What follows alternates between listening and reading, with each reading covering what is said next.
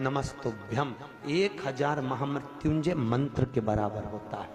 शास्त्र कहता है किसी को हार्ट अटैक आ गया, डॉक्टर बहुत दूर है, एक लोटा पानी लो, उस पानी को पकड़कर श्री शिवाय नमस्तुभ्यम बोलकर कंकर को उठाकर, कंकर जानते हो, किसी भी रोड का किसी भी स्थान का एक पत्थर एक कंकर उठा के पानी के लोटे में डाल दो और श्री शिवाय नमस्तुभ्यम का जाप कर कर 21 बार उतार कर पानी को बाहर फेंक दो।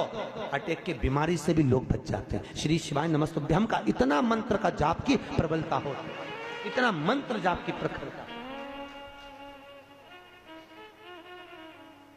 बच्चे बीमार पड़ गए, बुखार आ गया, बुखार उतर ही नहीं रहा, बिल्कुल बहुत समय से लगे, कुछ मत करो, लोटे में पानी लो, थोड़ा सा दूध डाल लो और उसमें एक कंकर डाल लो, कंकर डाला, श्री शिवाय नमस्तुभ्यम बोल के 7 बार उतारो, पीपल के पेड़ में डाल दो, बच्चा स्वस्थ, आराम लग जाए।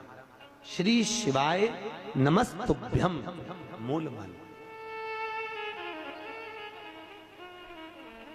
पेपर देने जा रहे हैं बच्चे, एग्जाम में बैठ रहे हैं, इंटरव्यू में बैठ रहे हैं, एक अक्षत चावल का दाना एक लीजिए, श्री शिवाय नमस्तुभ्यम बोलकर घर के बाहर से जब निकलो फेंकते हुए चले जाइए, विद्या में उत्तमता प्राप्त होती है। ये उसी तरह है जैसे घर का दीपक, घर का दीप देखा, घर में जो दीपक होता है उसको बदला नहीं जाता, बार बार नहीं बदलना चाहिए।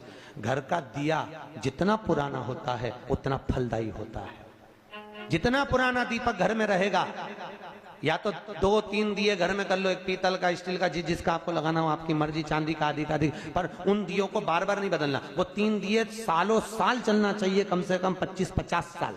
उस दिए की इतनी महत्वता होती है कि घर में अगर कोई बड़ी बीमारी किसी को हो गई तो उसी दिए को धोकर उसका पानी पिलाना चालू कर दो, उस व्यक्ति को आराम लगना चालू हो जाता है। उस दीप का इतना महत्व होता है। दिया कोई सहज नहीं होता, माला कोई सहज नहीं होती, गौमुखी कोई सहज नहीं होती, जिसको तुम जप जप कर जिंदगी निकाल दी। जिस आसन पर बैठकर अपन भजन करते वो आसन श्रेष्ठ हो जाता है, उस आसन की महत्वता बढ़ जाती है। कोई सहजता नहीं है, सरलता।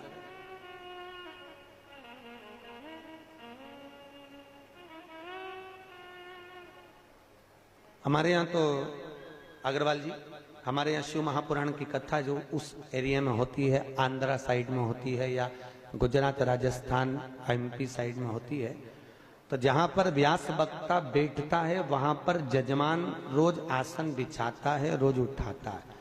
वही आसन जजमान अपने घर पर ले जाता है और उसकी गादी पर बिछाता है, क्योंकि जिस जगह से पुराण को बांचा जाता है उस आसन की बड़ी महत्वता मानी, बड़ी मूल्यता। कई लोग आप लोगों में से आते होंगे तो संग में आसन लाते होंगे। अब यहाँ तो कोई लाया कि नहीं लाया पता नहीं, पर पहले ऐसा नियम था, कथा सुनने जाते थे तो आसन साथ लेकर जाते थे। देखा है आप लोगों ने कि नहीं देखा? बोलो तो। पहले ऐसा होता था, आसन लेकर जाते थे, साथ में बिछाते थे, फिर बैठते थे। उस आसन की बड़ी महत्वता, बड़ी महत्वता। आसन भी अलग अलग होता है, आप लोगों को मालूम होगा। देवी जी की पूजन करो तो लाल आसन, शिव जी की पूजन में काला आसन, भगवान शंकर की पूजन में, ठाकुर जी की पूजन करो तो कुसा का आसन, पितरों की पूजन करो तो डाक का आसन, गणेश जी की पूजन करो तो आसन की जरूरत नहीं पड़ती, जमीन पर बैठ कर करो। गणेश पूजन कभी आसन पे बैठ के नहीं करना, नहीं तो पुण्य नहीं मिलता। अगर गणेश पूजन आसन पे बैठ के कर ली तो उसका पुण्य समाप्त हो जाता है। गणेश पूजन जमीन पर बैठ कर करना चाहिए, भूमि पर। आसन की महत्व, भगवत भजन में भगवत नाम